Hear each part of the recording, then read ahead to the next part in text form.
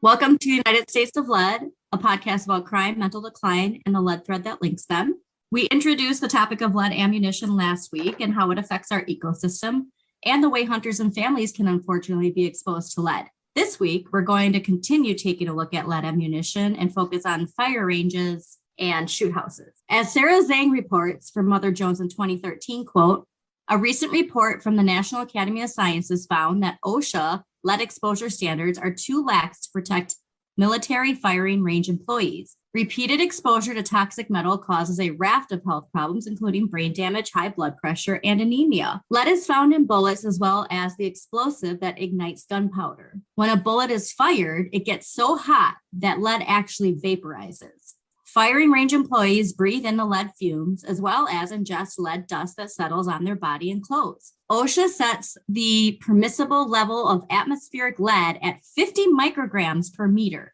but the report found that level frequently exceeded at military firing ranges, sometimes by several orders of magnitude, end quote. Now, again, we're not scientists and we don't know like the whole ratio of measuring this. But that sounds kind of high, doesn't it? I don't know I haven't wrapped my head around this, and I didn't tell you, actually, next week will be getting OSHA certified for lead. What? Yeah. For my day job, just helping people find work, I learned more about different ways of being employed, and this is one of the things that I have to learn more about. So, dude, can we have a separate podcast where we talk about it? I'll report back, and not that I'll be an expert, but that I'll have. No, just what you learned. The notion is like you're more aware of finding concerns and then reporting them. I don't know anything about this yet. I'm not trying to wear that hat. But what I don't understand when I read this is the 50 micrograms a meter. So is that a cubic meter or is it within the soil? Like I didn't quite understand that. But then the other thing is atmospheric. I feel like it's like it has to. It has to be a cubic meter. Yeah. But then the other thing, I could imagine an increase in that, or a concentration rather, if like the wind is picking up, or if you're outside and, if I was downwind and there was a lot of lead in the atmosphere, is that all going to some person in a box and then it's being trapped in there? If you're working the targets, is it concentrating somewhere? So a lot of it has to do with ventilation. Like it's the same with the school. Absolutely. You know what I Absolutely. mean? Like it's whether or not you have the proper tools. Like all these excuses though, like there's no safe amount. Stop fucking using it. You know what I mean? There's all like, well, if we just build this and do this and get these fans in here, how about you just stop fucking using it? Right. That's the. But I'm so glad that you told me that about your OSHA, because this is going to really probably fucking shock you. And if you ask them, I would love it if you did. So we've talked before how it can be very misleading putting all of our trust into supposed regulations taking place regarding lead, as we had seen with the baby foods, levels of lead, and when they do the testing, this and that. So here's another reason for that. mistrust that was reported by Zane, quote, the new report also finds OSHA's blood lead level recommendation of 40 micrograms per deciliter or lower to be too high. That limit hasn't changed since 1978, but subsequent research has found health problems at blood lead levels as low as 5 micrograms per deciliter. Lead is so damaging, it mimics calcium, an ion with essential roles everywhere in the body from bones to nerve cells. It's especially dangerous for children with developing brains, which is why you hear so much about lead paint. The report devotes more than 70 pages to detailing lead's many toxic effects in nearly every organ in the body, including the brain, blood, kidneys, heart, and reproductive organs, end quote. 40 micrograms per deciliter OSHA has as acceptable. Wow. And remember, we talked in, I think, episode 1, how 40 is where you actually get that super serious reduction therapy. Yeah, this is all just living life through loopholes. I'm sure at some... Yes! Ooh, that's I'm a good living life through loopholes. I like that. That is the strategy of corporate America, and it's the strategy that is taxing every aspect of our humanity. And And what was it before 1978? Sure. Holy was shit! Like, they didn't just throw that out there. This was where they settled, right? Mm-hmm. So someone said, some lobbyist somewhere said 40 or... There's no way we can continue to expose them. 20. Yeah. We can't do 20. It's impossible. We can do 80. And then they said, we're not letting you do 80. And we're not letting you kill people on the spot. Yeah. And then somehow, some way, they arrived at 40. It can be lethal for a child at 40 micrograms. And I know that, I'm not trying to be cynical, I know that there had to have been some kind of negotiation or some kind of discussion because, as you just said, there is no safe level. So if they were really just going on the rigorous science, it'd be like, yeah, okay, well, let's get rid of the lead. They had some kind of negotiation. And again, this is for adults at firing ranges. Yeah.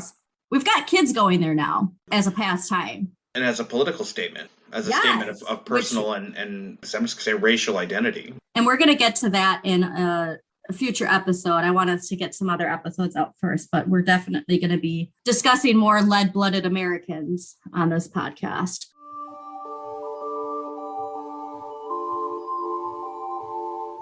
Zane goes on to say, quote, how can firing range workers reduce their exposure?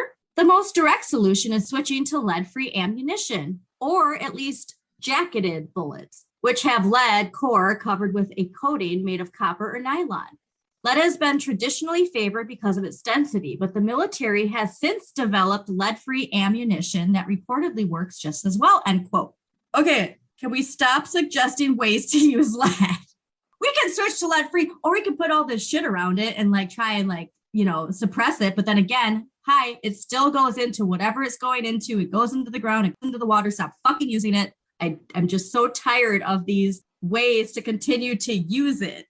Oh, absolutely. When we know how toxic it is. I ate bread before I started drinking. I drink water between shots. It's like I didn't drink whiskey last night. I only drank tequila. So I don't know why I keep getting hungover and making horrible life decisions.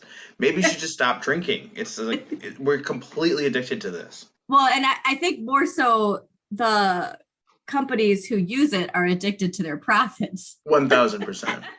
And here's some other interesting information that this Mother Jones article states, quote, if OSHA adopts more stringent standards, it would be just another step in the long incremental march toward recognizing lead's dangers. Over the past several decades, the Center for Disease Control and Prevention has lowered blood lead levels of concern in children from 60 micrograms per deciliter to 25 to 10, and its current 5. And as we already mentioned, they're thinking about doing it to 3.5. And the metal has largely vanished from gasoline, water pipes, tin cans, and paint, end quote. But LOL, as we will be discussing in a future episode, tin cans, not so much. So we were just talking about this negotiation, and maybe this negotiation takes place over several administrations and several decades. Yeah. And like they're pointing out, it is incremental and it's a non-zero number. And this would make more sense if it's bartering with people's lives. So that's what's really scary is that we have to like this policy, we have to put on this gallows policy hat where we are able to quantify and value a life at a certain level. Mm-hmm. There's a certain amount of lead that's worth a certain amount of human life. How did they come up with that? And Yeah. that's a real question. How did they come up Yeah. with it? Yeah. And that level is so dangerously high as their acceptable level. That's the scary thing is lead isn't, like you have the flu and you have these like 5 symptoms. And with lead, the amount of symptoms, Right. it just spans. And that's another interesting thing that we're going to get to is why is it affecting certain people different ways?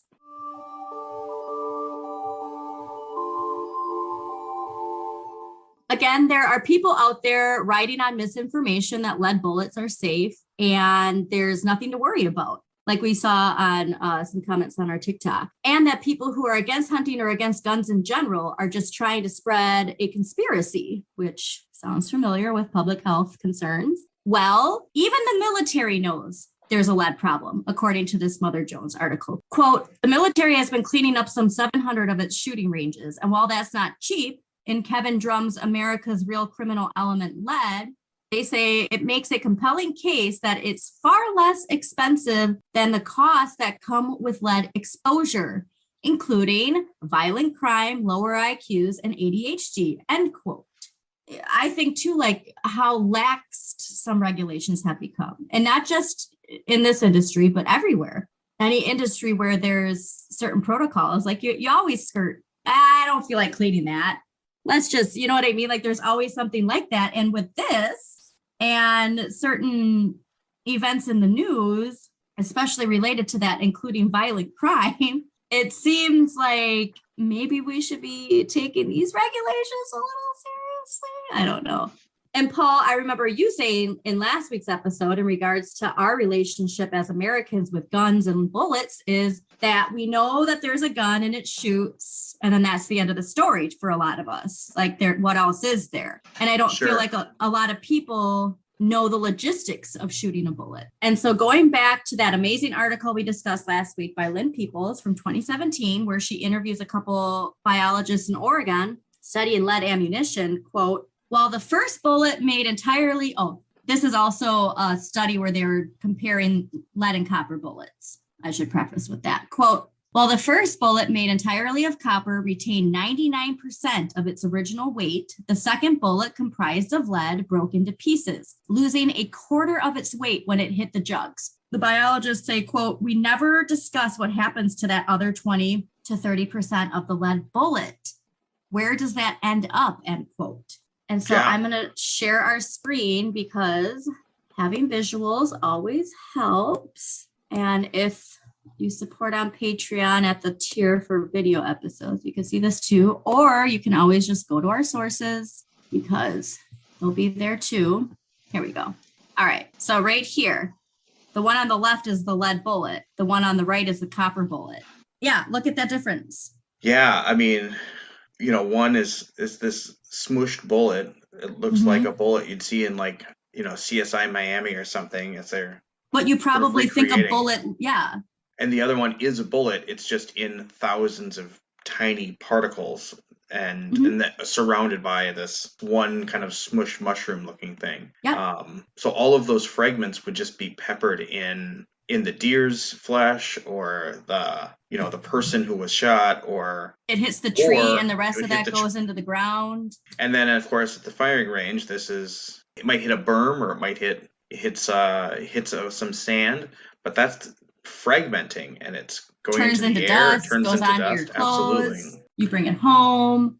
Yeah. So that's again like your idea. No, and why would you? And why that's would the you? thing. Even people going to the gun range, why would you ever think of this? What I'm worried about, I don't know this, but what I'm worried about is the other picture, the far right, and it shows the bullet going into the ballistic gel. One of the rounds it pierces the body and it rips through the flesh like in a straight line. And then the other one has this shotgun effect. It's a smaller effect, but it's spreading that ballistic gel. It's causing more damage. For the people that do know about this but continue to use lead shot, Hmm. is it because they want to do more damage? Like, it just sounds really frightening.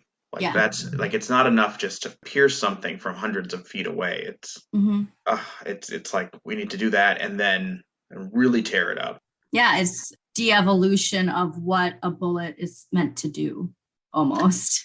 Because if it was just for hunting, you've ruined Yeah. that area. Like, so And it's that's and what it, I'm saying. Like hunters, if hunters knew this information, the ones especially, who are eating, and there's even a hunter in this article who's like, now mhm, that I know that, like, he has a pregnant wife and daughter, and he's like, it was a no-brainer that I switched to copper bullets because they yeah, live off the land. yeah, Like we said, you only know what you know. And there's a reason why we don't know these things, which we will get to. So again, that can give some insight into why people just aren't seeing the connection between lead exposure and lead ammunition. We don't discuss, or most of us don't even know about, that 20 to 30% of lead that is released from the bullet. hmm, Peoples goes on to say, quote, as with other public health and environmental threats from smoking to climate change, many people remain unconvinced that risks from lead ammunition are real, and the firearms industry has played an outsized role in sowing doubt about the science. The greater threat, they argue, is to Americans' freedom to hunt and own firearms, and the industry spends lavishly to peddle that viewpoint, unquote. And we brushed on this a little bit last week. We're going to get to it in our Lead-Blooded American episode. But like I just said, there's a reason you're not hearing about this. There's a reason why all you see on your social media is a trial going on between two celebrities and right. not really crucial things that we should be knowing about.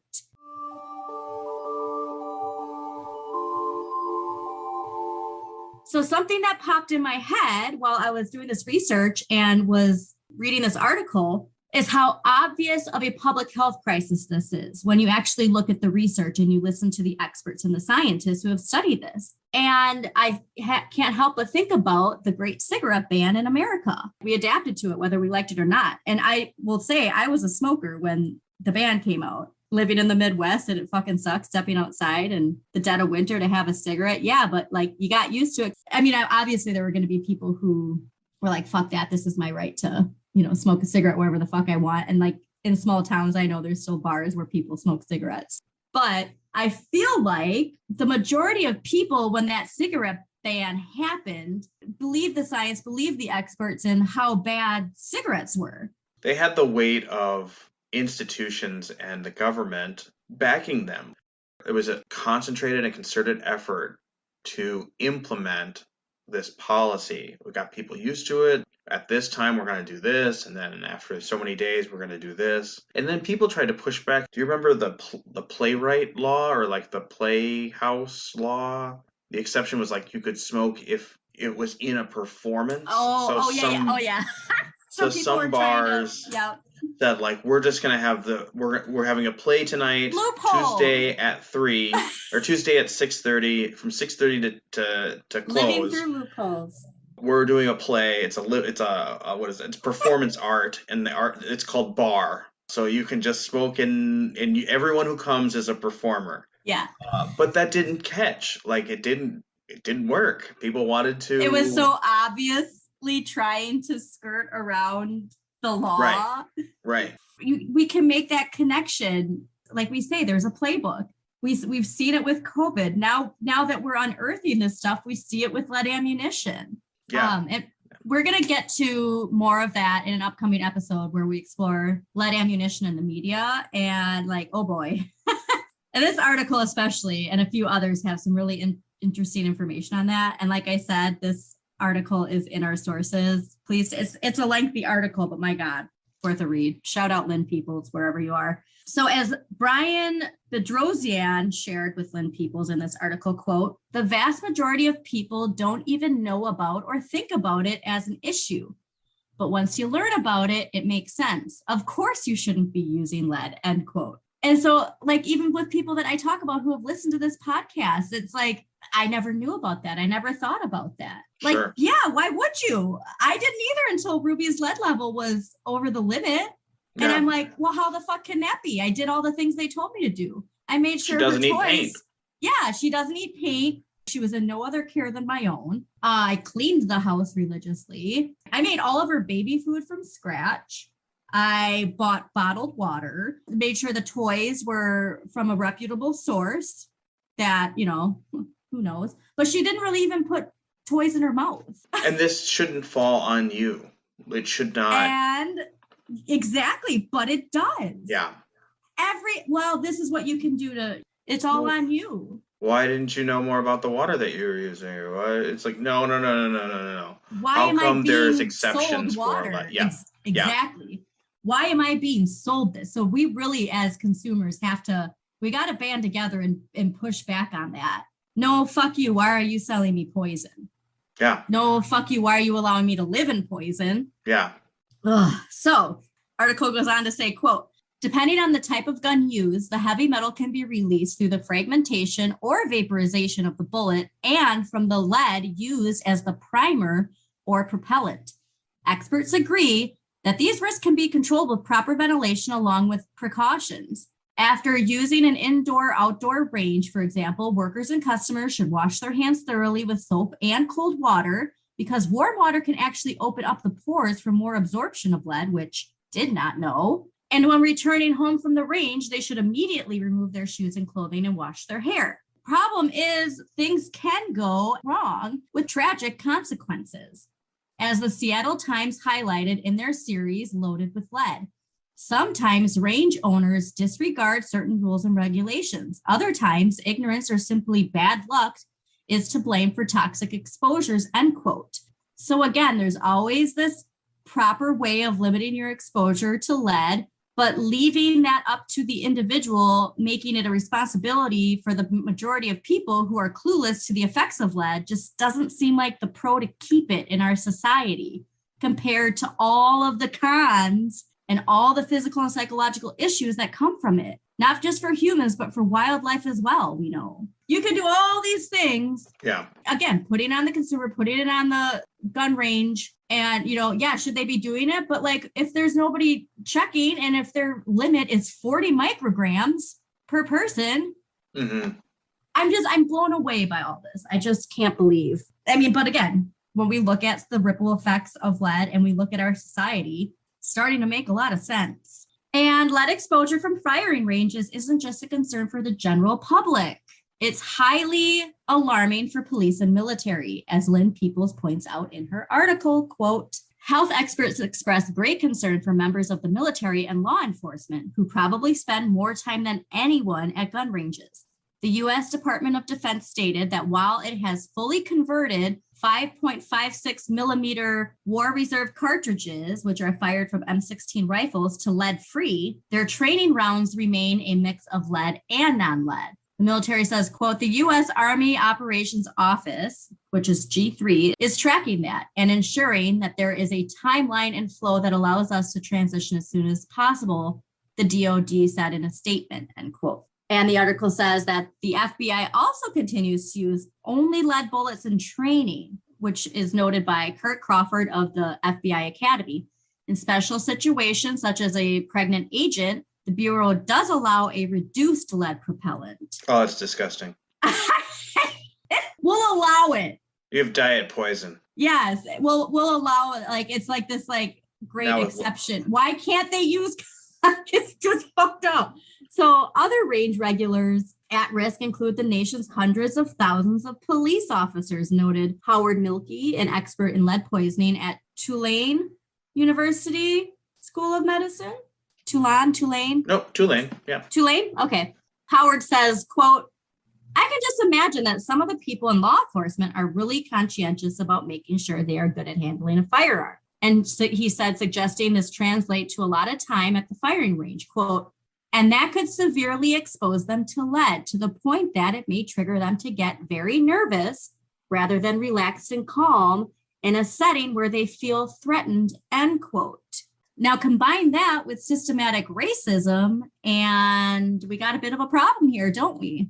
I've never made this connection. And again, absolutely no excuses for anyone who does any harm to another individual unprovoked. Somebody who suffers from alcoholism, gets in a car drunk and hits somebody, they're still responsible. Do we need to discuss the crisis of alcohol addiction? Yes, but that person still did what they did. What are these protocols? Okay, a person's level can be 40 micrograms in their system, and you see the effects at 5, which we know, again, too, you can see it even lower. Your risk of heart attack and stroke is increased by even 2 micrograms per deciliter in your system. But 40 is acceptable at these firing ranges. If the military's moving from it, you know they know. Looking at all of this, this is an equation. Like they have said, we can transition this as soon as possible, as soon as feasible. And this also reminds me of addictive behavior of like, well, I can't just throw away these 3 packs of cigarettes I just bought. Yeah, I have to use them. Like, that's a waste. I'll quit after I have this desire to quit. I know I need to quit. I'm going to stop quitting. I'm going to stop. I need to do it for my family. I'm wasting too much money. But I did just buy this carton of cigarettes. I'll quit after that. I don't want to waste all this money. I got this coupon in the mail too, and it's $20 off. I saw these Camel Cash, and I'm gonna get that jacket one day.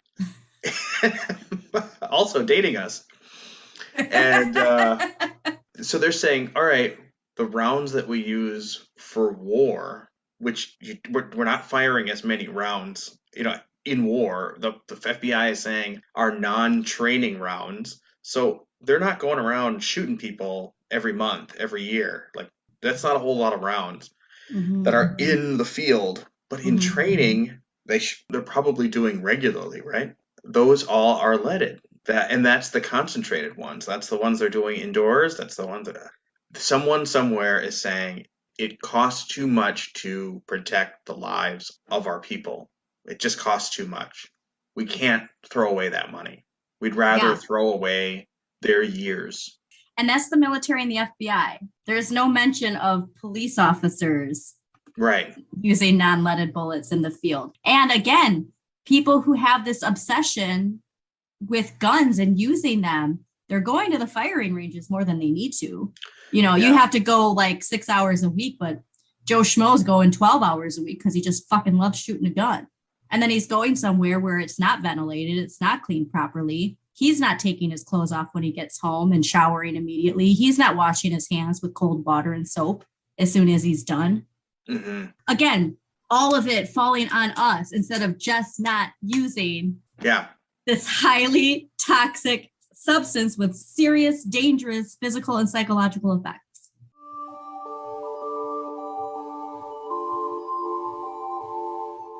Lynn goes on to say, and again, this article is from 2017, in case anybody didn't reference that quote. It would be interesting what protocols have been in place, if any have been reduced, or if certain ranges simply thought it was a waste of time and stopped doing it.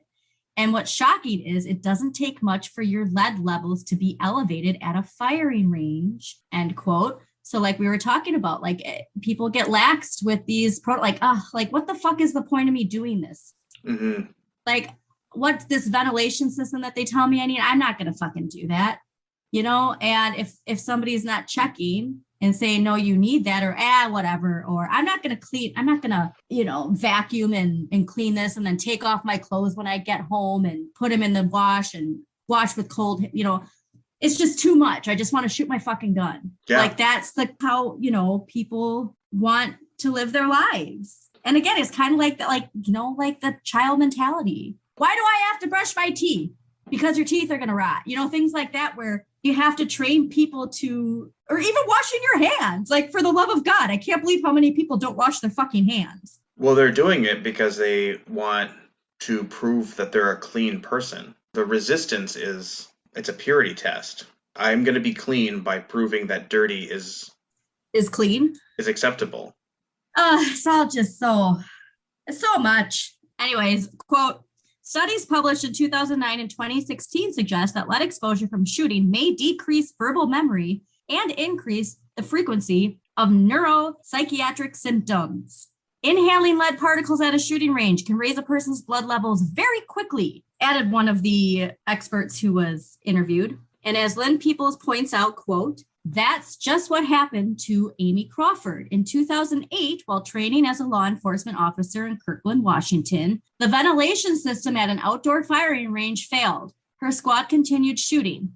Amy says, quote, "I couldn't see an arm's length in front of me," she recalled, "but we were just using the haze like a tool. Like if you can't see in real life, how do you address the situation?" End quote. Crawford and her colleagues had not been taught about lead and its dangers. They coughed and itched their eyes through the training, then woke up the next day with flu-like symptoms and a metallic taste in their mouths. When the officers went in for testing, Crawford's blood lead level came back the highest at 33 micrograms per deciliter.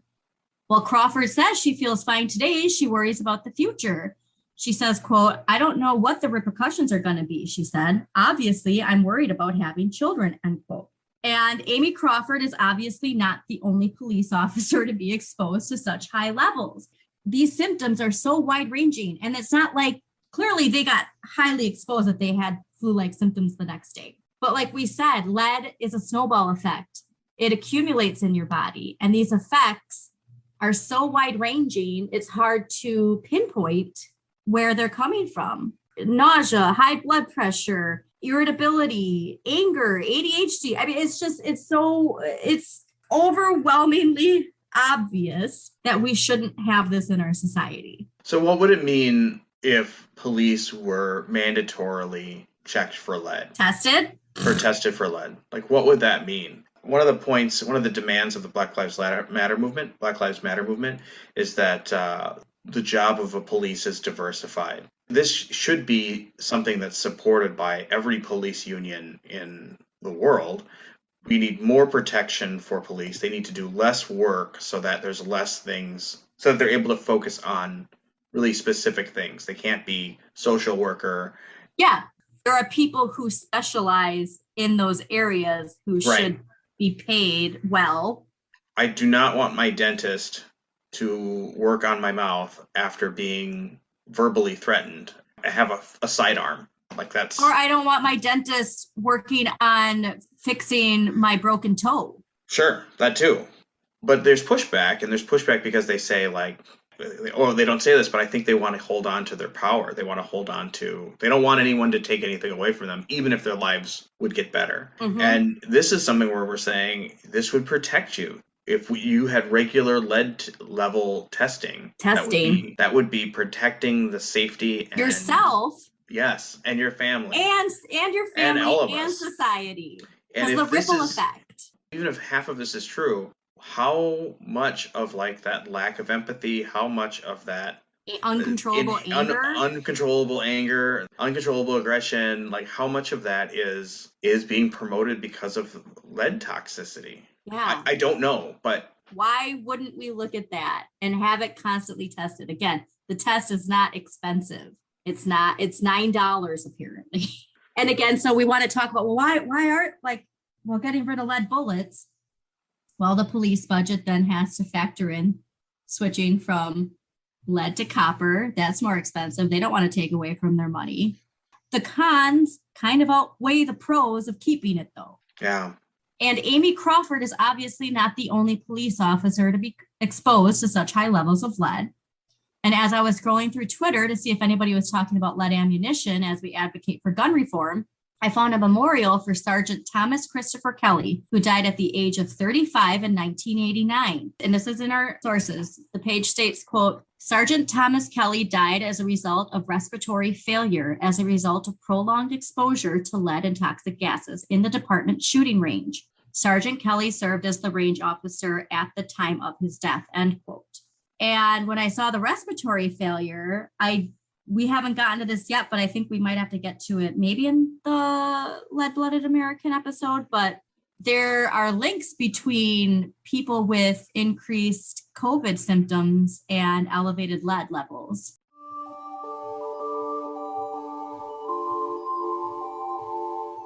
To Sergeant Kelly and his family, how is that fair? He was doing his job, being the department's shooting range officer, and it killed him. Yeah, what would have seemed like a safe, position to have as a police officer. Yeah. I'm not in the line of duty. Probably a seemingly day-to-day good job. And then also he took that home to his family. Yeah. So what I'm finding is the more that we peel back these layers of the onion as we expose lead exposure in America, is that it's not that the danger isn't there, and it's not that the alternatives to using lead aren't there. They just aren't publicized as much as you would hope for something that has been known to be toxic for over 2,000 years. And it's not just that these stories aren't clickbaity enough. There's a lot of money being dished out to keep lead-free ammunition out of the picture and out of the public discussion. Peoples goes on to report, quote, the National Defense Authorization Act, signed into law in November of 2015 by President Barack Obama, includes several NRA-backed provisions, including one that prohibits the EPA from banning lead ammunition. Under the Toxic Substances Control Act, the EPA confirmed that the TSCA reform bill passed earlier this year, meaning 2017, would not alter that lack of authority, end quote. If it's true that lead is this toxic, well, why would they allow it to exist? Well, the NRA knows that they're not going to sell as much ammunition if it's not as cheap as the copper ammunition. It's that simple. It's profits over people. Peoples goes on to say, quote, the industry appears to actively lobby on the issue at the state level as well. The NSSF's spending in California, for example, spiked to more than $350,000 in 2013, according to data from the National Institute of Money and State Politics, while consistently staying below $50,000 during preceding and subsequent years. That same year, a coalition of gun rights groups formed the Hunt for Truth Association to, quote, debunk the myths and information about lead ammunition, end quote. We got to look at the National Institute of Money and State Politics, that's for sure, because if we want to find things on the rise, all we got to do is where the money is being pushed. Right. All I could think about at this point was, I wonder if there were groups during the time that the cigarette ban was enacted that were acting like the doctors from the 1950s, talking about all the amazing benefits of smoking. And we're going to get to this and Michael Huckabee and his little stint of talking about all the benefits of lead poisoning. But that's for another episode, because that's, again, a part of the onion that's too deep to discuss right now. But it's not just this PR spin of the benefits of something completely toxic. There's the good old-fashioned bullying that, is deep in American society. Quote, a roundtable discussion on the transition from lead to copper ammunition was organized in August 2017 in Minnesota. He noted that he had invited a representative from Hornady, which is a manufacturer, but it looks like Hornady, to share information on the company's new line of non-lead bullets. And the representative agreed to attend. However, Henderson recalled hearing from him a few days before the meeting that, quote, he called and apologized because one of his superiors told him he would be fired if he showed up at our meeting, end quote, said Henderson. The company did not respond to a request for comment on their GMX rifle ammunition or that meeting that their representative was supposed to attend. And now here's the big takeaway from this article that I really hope listeners will sit with and think about after this episode is over. Quote, the defense strategies from battling back legislation to interjecting questions over the science to framing the issues as a threat to the Second Amendment appeared familiar to David Rosner, co-director of the Center for the History and Ethics of Public Health at Columbia University's Mailman School of Public Health. Rosner says, quote, so many of these tactics look just like what other portions of the lead industry did to confuse us about lead paint, pipes, and smelters. You raise doubt about the validity of the science and say, we just need so much more information, said Rosner. Quote, after that, the industry just said the information gathered wasn't good enough because there are too many confounding factors and too many sources to blame our product, end quote. And remember what I said about good old tobacco industry earlier in the episode and the evidence in previous episodes about gasoline manufacturers knowingly misleading the public regarding the dangers of lead exposure. Like, if we're not making those connections yet, just sit with it for a little bit. Part of the playbook is to make you not make these connections. Yes, to make you believe I know you said you didn't take this class with Larry May, but his pop culture and politics class was mind blowing. But he talks about this, that there's a cycle of you believe experts, and then we fall into this rut of we don't trust anyone. Experts don't know what they're talking about. I know better. This company, the NRA knows better. The gasoline manufacturers, why would they want to mislead us? What? Yeah. Why wouldn't they want to like this idea that they care about you?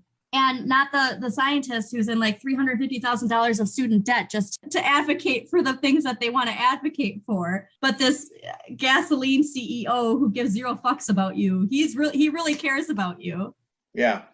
Or this politician who's getting paid by these other lobbyists to deflect COVID. Why would they hurt their legacy like this? Yeah, because they don't give a fuck. They don't care. Yeah, they're buying a legacy. That's their legacy. There's a new boat. I feel like the playbook's finally being exposed. And so we can, start being more media literate to these clear red flags. Like this person said, they try to confuse you. And it happened like, oh, well, we got rid of lead paint. How long did that take? It took 60 years for us to find any ban of leaded gasoline. And they knew how poisonous it was from the get-go. And you're going to tell me they don't fucking know how poisonous lead is in ammunition? Yeah. And that we're not talking about these huge crime spikes and the anger and the side effects in children and again, this marketing towards kids is just, which we're going to get to. So again, Lynn Peoples' article goes on to say, quote, this playbook, perhaps drafted by lead manufacturers in the early 20th century, seems to have been revised and expanded over the decades by other industries that too have been forced on the defensive.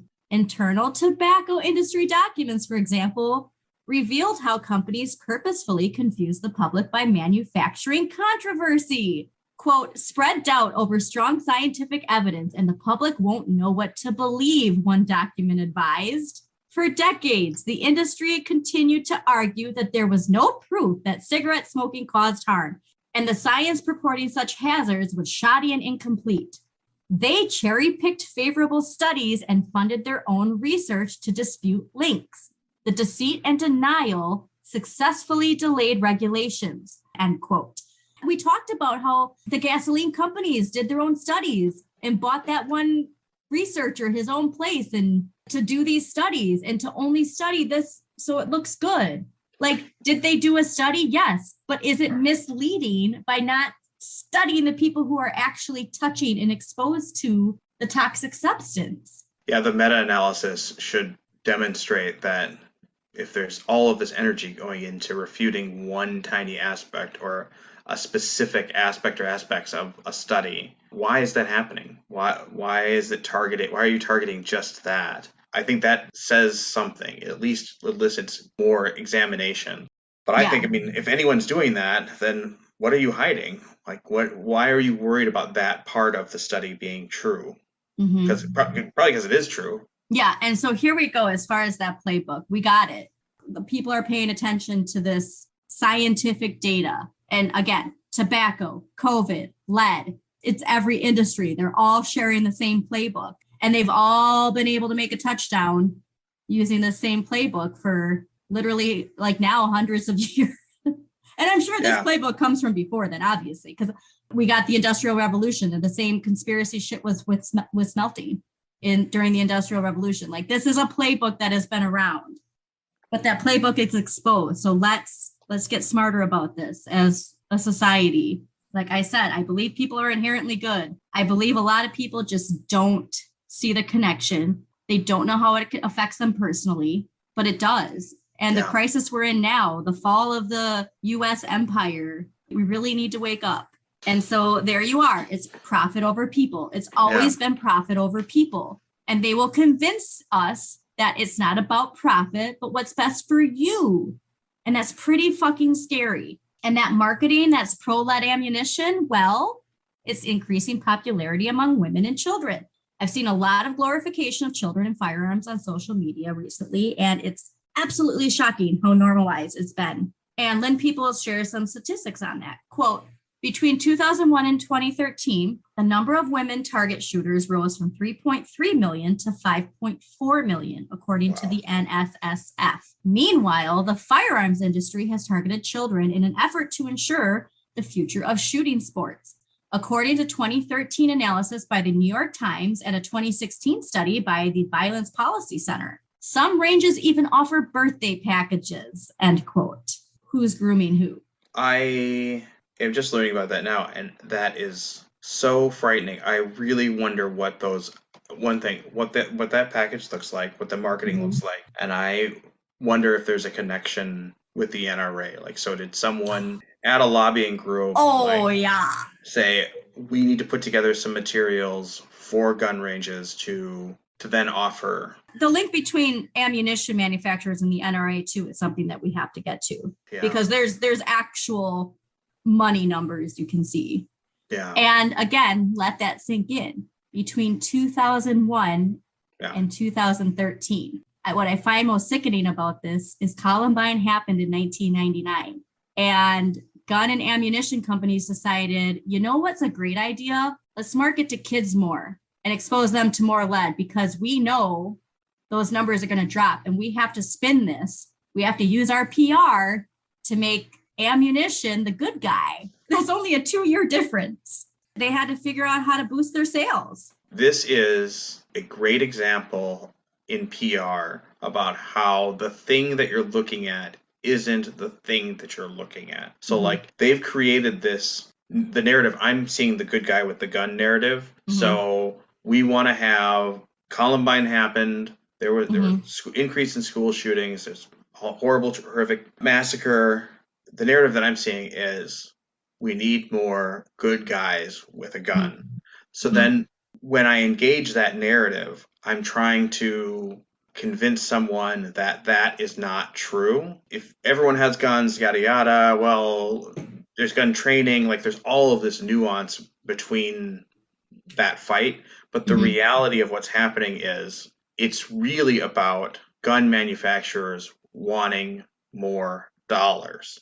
Yes. So they're getting us to fight over this, like, these identity politics, these rhetorical arguments of like strength and safety and freedoms. That's what they're showing us, but that's not what's happening. That's not the real story. The real story is we just want a better quarter than we had last quarter. Yeah. Now, call me a radical thinker, but I'm going to go out on a limb too and theorize that the constant defunding of education and redirecting that money into industries that increase lead exposure isn't the best way for us to get rid of seeing the effects of lead in our society. It's as though some people are out there who want more control over the general public and using fear as a means of ignoring common sense choices in this country. No one would ever do that. In this article from Lynn Peoples, Brown goes on to say, quote, for a lot of people, the only exposure they get around this issue is from groups saying basically that the science is all junk. So it's challenging to come back and present research to a group that's been told this research is no good, end quote. And we saw how effective that was with COVID. Shockingly effective. Because people are focused on research. No one wants to hear about research. They want it when the real issue is it's dressed up as research, but the real issue is safety. The real issue is personal identity. The real issue is personal strength and cultural endurance or something. To be critical of that approach, the raw analysis is not what sways people. And Clearly. Also with COVID, the spin of using facts to mislead is for sure is so just evil. There's not enough research out there. There's not enough information. Yeah, you're fucking right. It's a goddamn new virus. Is that saying that taking the precautions of previous similar pandemics isn't the best option, or from what we learned from the past ones and how we can re-steer this ship? There's not enough evidence. There's not enough this. There's not enough that. And to use that for people to interpret that they can't trust scientists, it's their playbook. Yeah. We see that's the fucking playbook, people. Now that we have the playbook in front of us, I hope that we as a society can share that information with people in a manner that our anger doesn't come out. Because again, it's not easy to get the mass majority of people to see just how detrimental certain issues are. And if you have your eyes open to the realities of lead exposure, you can really see just how these ripple effects are being seen and felt in our society. But I'm starting to see some momentum in people taking lead exposure seriously. And I hope that we are doing our part in keeping that momentum going by sharing this information with our listeners, who I hope in turn share this information with their loved ones. So tune in next week for another episode of United States of Lead. And thanks for listening. Thanks, everybody. Thank you for tuning in to United States of Lead, hosted by Andrea Elizabeth and Paul Kramer. Want to know more about this subject? Consider making a donation on Patreon, where you can unlock extended video episodes and bonus content like deep dives and exclusive interviews. Just a quick disclaimer, Andrea and Paul are not experts in lead poisoning. We do ask that you check our sources and read up a little bit more on your own. Thanks again for listening.